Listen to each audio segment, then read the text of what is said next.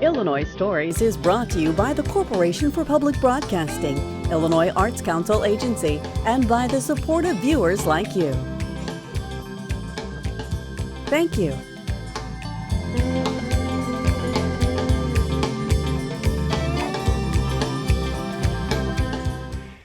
Hello, welcome to Illinois Stories. I'm Mark McDonald in Pittsfield at the Old East School, which is the headquarters of the Pike County Historical Society. This old building has a very interesting history. The architect is well known. This building has gone through, since 1860 when they started building it, it's gone through a lot of different gyrations in a way. It houses the historical collection for the county, and now it has become a tourist location. And Earl, personally, I asked you to join me out here in front so we could take a look at this beautiful building and talk a little bit about its architecture, because it's very interesting. There aren't many like it, are there? No, there's not. Tell us about the architect. Well, this is the only one. It's John von Ostel of Chicago, the father of Illinois architecture is what he's called. And the board at the time in 1861 went to visit him to get the plans for this building. So this is his design. It's maybe possibly the only building left of his design that's still original and unchanged. And this is the same architect, well, among other things, he did the executive mansion in Springfield. Yes, he did. And we all know that that's been changed numerous times. It seems like almost every time a new governor comes in, they want to do something to it. Yes. But this has not been changed. And in fact, as we look at it, it's got a classic look. And the bell tower is there, and it's an important factor, isn't it? Yes, it is. What happened to it? Well, it was just deteriorating, as it takes a lot of weather up there. And so a restoration effort was done in the early 2000s, which won the Dry House Award for excellence. So the bell tower is now back to its original state. The bell is in it, it works, and the clock also will work. That's beautiful. And so, actually getting one of those awards, that doesn't happen very often. No, that doesn't. That was the Hickory Flats group of Winchester that did that. They did an outstanding job on it, very thorough. So it should be there for another 150 years. The building is very attractive. You've got it in good shape now. You've got it painted. In fact, many of the windows had to be replaced, and you're in the process of doing that now? Yes, we still are. We're wrapping up the upstairs windows right now. We hope to get to the basement windows soon. And of course, you got to do windows and roofs. You got to keep the water out, right? Yes. Yes. Right after the bell tower restoration, there was a roof restoration. So the roof, the guttering, and the tower is all in good shape. And now you feel good about having your collection in there because it can't get damaged now. Yes. Yes. About the windows, tell us how you got the money to do the windows. Well, we have a donor, Mrs. Carolyn Castile of Pittsfield here, and she was generous enough to grant us some money. We matched what she gave us and went ahead and did finish the upstairs windows. So now we're ready to work on the basement. Now, you are the curator, and your daughter is the president of the society, right? Yes, that's right. Okay, so as the curator, what are you hoping to do? What are you hoping to do to the museum to make it more sensible to people who visit it? Well, just to be able to walk through and follow an organized path through the building, and to try to keep things together. Artifacts in one room on the same subject. In the past, they weren't necessarily together. So now we're hoping to create a display where you can get an understanding of a whole subject in one place. So that's what you're going to do for us, right? Yes. Well, let's go in. Okay.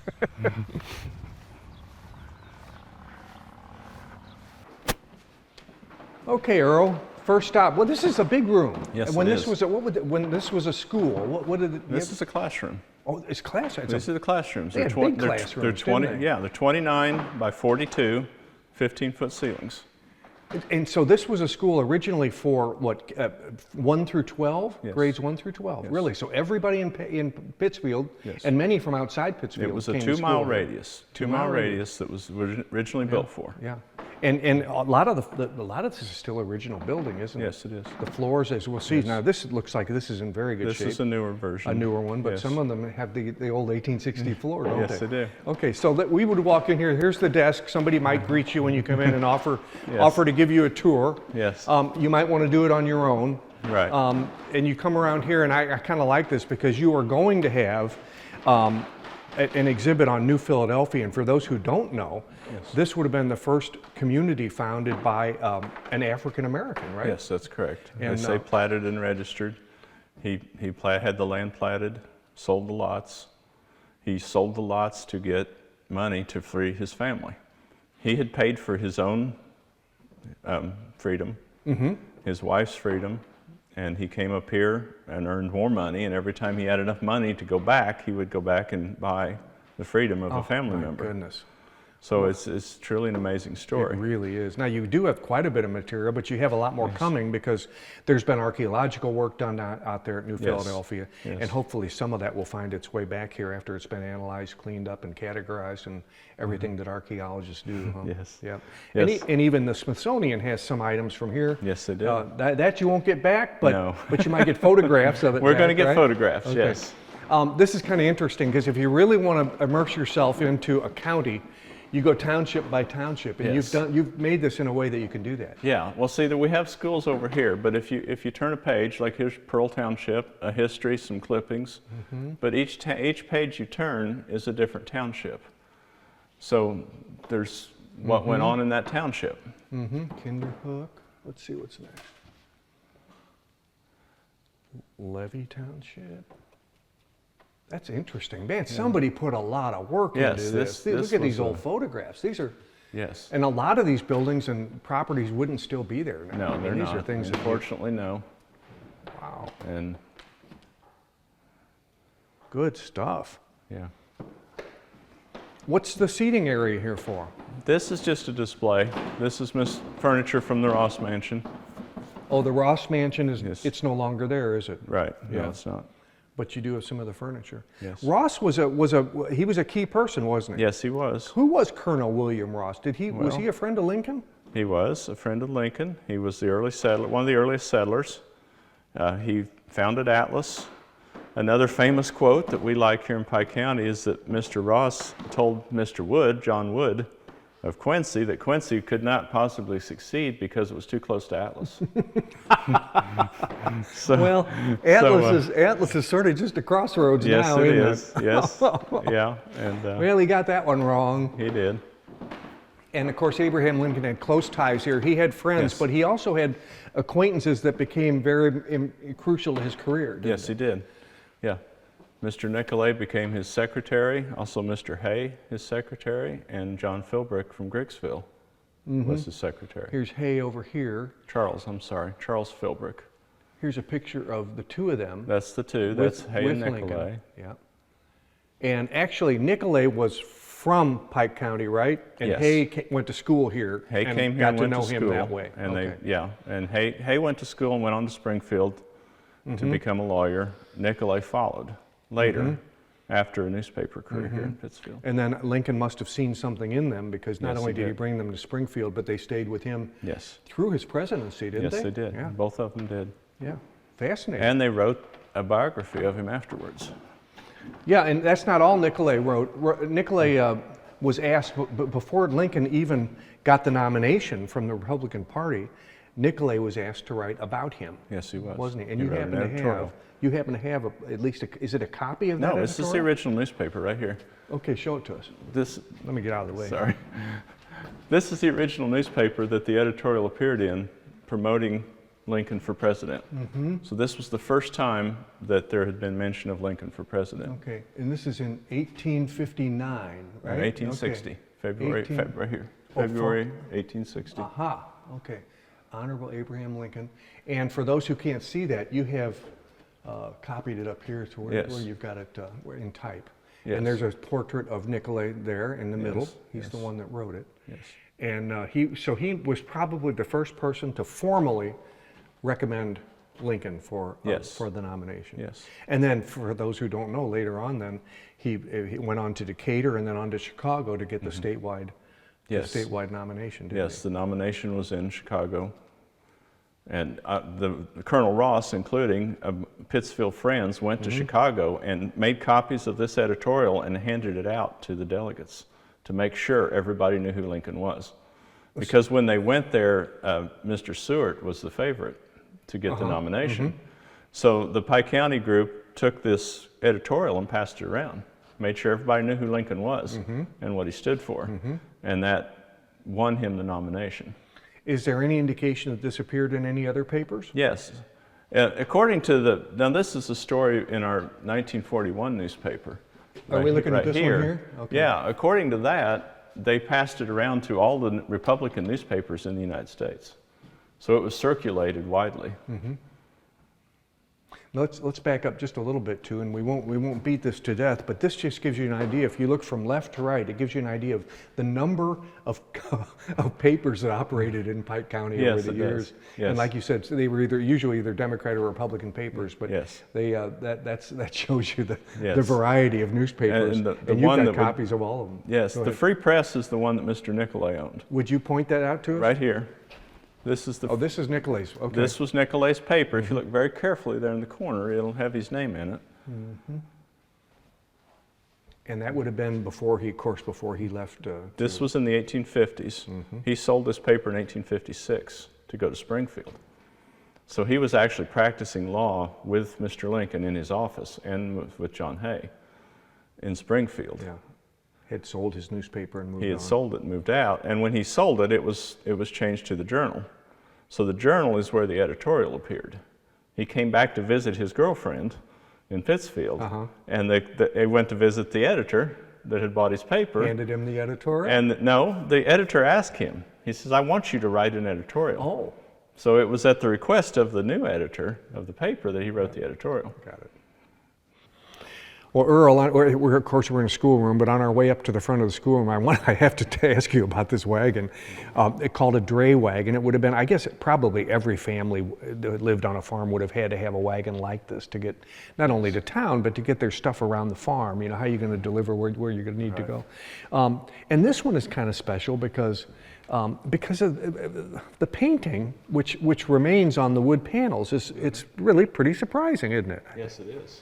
And even the axles are painted, have the design on the axles. So this was a very customized wagon for somebody. No kidding, and you wouldn't really think that would stay. I mean, you'd think that the mud and the rocks and everything that get thrown up would be would knock all that off, but it remained. This wagon was used by a livery stable here in town, and this would have been the delivery wagon for the store, for businesses. Also, everything came by train. So these wagons would run back and forth from the train station up to the square, or to businesses, to whatever. To deliver to stores or whatever, yeah, okay. Yeah. And they would have used these trunks, in many cases, to deliver whatever they had to. The trunks could be either delivering goods, or they could be taking a trip. The fancier trunks were probably taking a trip. And the heaviness is what also, I mean, everything was in a wooden box too. So whatever was shipped, it wasn't cardboard or plastic. You had a wooden box to go on top of your freight. Yeah. Yeah. Nice. There's no printing press. It was in Paul Finley's newspaper. He didn't use it. It's too old for that, but that's where it was at one time, right? Yes. Paul Finley, who would later become congressman and live in Jacksonville, ran the, what paper here? The Pike Press? The Pike Press. The Pike Press. Okay, this is where I really wanted to, and I have to mention this floor because this has been tread on by so many people over so many years. And you can see the knots stand out, where the real hardwood is, the knots stand, everything else has been worn down. I love this original floor. Wow. Okay, so these kids would come up to the blackboard, and they actually had a little bench there for them to stand on so they could reach it. Yes. Yes. This room would have been the first grade probably. The youngest kids would have been in this room. So they had the bench. I believe there was a bench in this room over here too. So these were for the youngest kids down here. And that would let them reach the blackboard. Look at this tiny little desk. Yeah. That might have been a first grader right there. It's hard to tell whether these desks came from this actual school or not, but it's very likely that they were still in here. Yeah. We know a couple of them didn't, but the neat thing about these desks is they were in a row. So this person was sitting here and somebody else was writing on this. Their seat was here. So you had these in a row. That's what you see all the holes on the floor. These desks were bolted into the floor. Oh, they were bolted? I'll be darned. Yeah. These maps likely were about the same age too. Well, these look like these are. Copyright on that map is 1903. And we have 5 of them. We're missing Europe and Asia, but we have 5. And Warren actually found these in the building when they were cleaning it out. That's Warren Winston. He's been studying history in this county forever, hasn't he? Yes, he has. Yeah. Yes. And this is a unique bench here because it switches. Ha! This actually came from a church, but they used these in one-room schools too. So you could have your lesson plan. You didn't have to move the whole bench. If you wanted to, You want to face, which way do you want to face? Yeah. Yep. So if you had a small class over here and you could flip the bench and everybody could look the same way. That is so inventive. That is so inventive. Yes. Now you're going to find you have a lot of stuff here that would have been in the family home or on the farm. Here's an old ice box. Yes. I like this. That's a beauty. Beautiful. That just Look at the condition that's in. Yeah, that's a beautiful box. Here's the ice tongue that went with it. Mm-hmm. To lift your ice. This is also a sign, and you would hang that sign in your window with whichever size of block of ice you wanted. Mm-hmm. So when the delivery man got there, he knew what to bring you. Mm-hmm. You know, this is they still were doing that up until the 30s. You know, when people had their, but people don't. I'm old enough to. I called refrigerators ice boxes when I was growing up. I don't know if you did or not, but my parents did. My parents did, and I kind of picked it up. Yeah. And again, more items from that would have been used in any home or business. Just. Yes. And you've got your work cut out for you. You got more labeling to do, don't you? Yes, there's a lot of labeling to do here and a lot of learning to do because I don't know. You know, there's a lot to learn here. Mm-hmm. And part of the reason is because you as you were describing to me earlier, sometimes your donations will just show up. Yes. You don't know who brought them. You don't know what they are or how old they are in many cases, but they show up and they're of value, historical value. But what do we do with this, huh? Right. Yes. There's a lot to learn. Yes. Emily, this case is a striking example. I mean, when people see this, they don't think that's possible. But the man that wore these coveralls was from Pike County, and he was said to have been the biggest man ever on the earth. And his name was, let's see if I can find it, Robert Earl Hughes. Is that right? Yes. Tell us about him.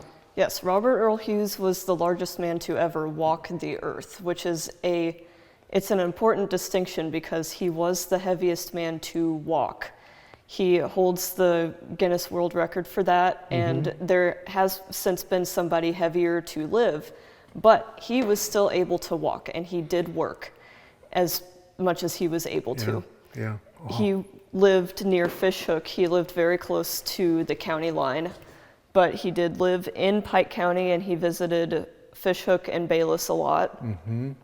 And a lot of people around today still remember him. He passed away in 1958. He's well known, and beloved Ken Bradbury, the playwright from this area, did a play about him not too long ago, and people loved it, and they loved it because he was able to be seen as a real human being with real feelings and with a real life, and people really could relate to him, couldn't they? Even though he had this enormous problem. Yes. He. So something important to clarify in his story is that this was not an eating disorder or anything. When he was a small baby, he had the whooping cough and ruptured his pituitary gland. So his body just grew out of control. Oh, yeah. And he worked as much as he could. He wasn't able to a lot, but he was well known throughout the entire area because he was such a friendly, lovable person. Everybody who knew him said he was the nicest person they ever met. And one of his favorite things to do was to sit in the back of the pickup truck and talk to people as they went in and out of the store in Fishhook. Another fellow that everybody knew in Pittsfield was an artist, and then they didn't all know he was an artist. They thought he was a sign painter, but Fritz, is it Geisendorfer? Yes. Geisendorfer. After he passed away, people found out that he had a lot more going on than sign painting. He had this enormous collection of work that he had done, mostly sketches, through the years, and it was full of trunks and trunks and trunks full of stuff. You're lucky here to have some of it to display, aren't you? Yes, he did go to the Art Academy in Chicago for a very short time, but that was really his only formal art training. Almost all of this was him practicing sign painting, and occasionally he did do public works, such as this circus advertisement. This colorful, yeah. Okay. Yes, this is the little circus pamphlet, and we can see what he sketch up practiced up here, just on the same page as several other random sketches.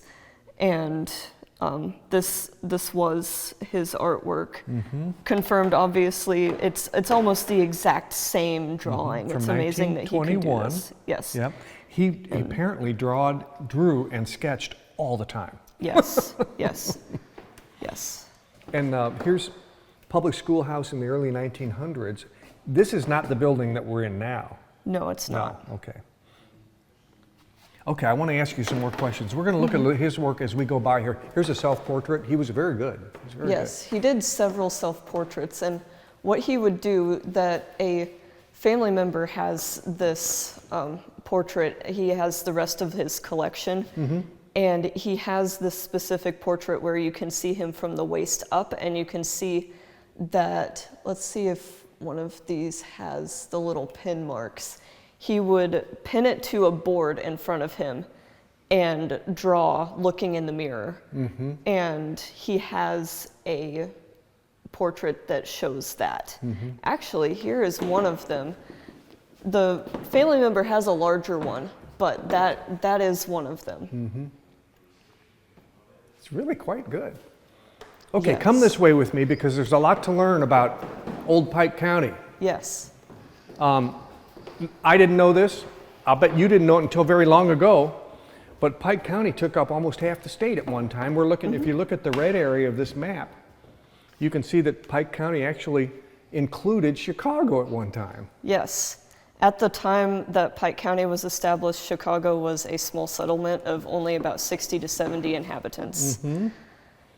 And Pike County was everything west of the Illinois River and even north, all the way to the Wisconsin line. Yes. This is the present courthouse. We're going to get a look at some of the older courthouses, but this is a nice piece of work. Somebody built this for you. It's really nice. Yes, it was built by a high school teacher at Pittsfield High School. He also directed the Theater Guild, which was here from the 80s into the 90s, and it was very active. And those shows were held upstairs. And he built this for a parade float, and it got donated to our museum. That is nice. And if you move back a little bit, we can see there's a picture of the courthouse as it is now. And he did a good job. He did a good job of doing a likeness. Yes, he did. Let's look at the old courthouses as they stood earlier. This looks like it might have been the first. Of course, it was a log cabin, and most of them were at the time, weren't they? That was the one that was in our first county seat, which was Coles Grove, which is now in Calhoun County. And right after Coles Grove was the county seat, it moved to Atlas. And there are some stories about how many buildings there were in Atlas. We haven't totally been able to prove that yet, but they may have reassembled that small building in Atlas. They might have built one just like it, and they might have also had a small brick building that they used. But what we do know is when the county seat was moved to Pittsfield in 1833, this was the first courthouse building in shingles. Pittsfield. And that was on the north side of the square. It is sadly no longer standing. And then that was soon followed by this building, large square building that was in the middle of the public square. And it was too small. It was not built as soundly as they needed it to be. And they quickly outgrew it. They quickly needed a new one. So it had only been standing for about 40 years before they had the need to replace it. Then did this get replaced by the new one that we know today? Yes. It was torn down, and there was a small building built next to it that they called Old Fireproof. It was this tiny little brick building that they built in the yard next to this older courthouse. And we're looking at it, and when the new courthouse is under construction, we're looking at the old brick building, and the records were stored there to keep them fireproof, huh? Yes, because Smart. the older building they were worried about it catching on fire. They were also worried about roof leaks, so they kept all the most important things in Old Fireproof, and that worked out well because while they were constructing the new building, they had somewhere to keep their important stuff. The Pike County History Museum is open spring, summer, and fall, Saturdays and Sundays from noon to 4 p.m. If you wanted to make an appointment for a group to come through, you can contact them ahead of time and they can arrange to be here. And the admission is free, although donations are appreciated. With another Illinois story in Pittsfield, I'm Mark McDonald. Thanks for watching.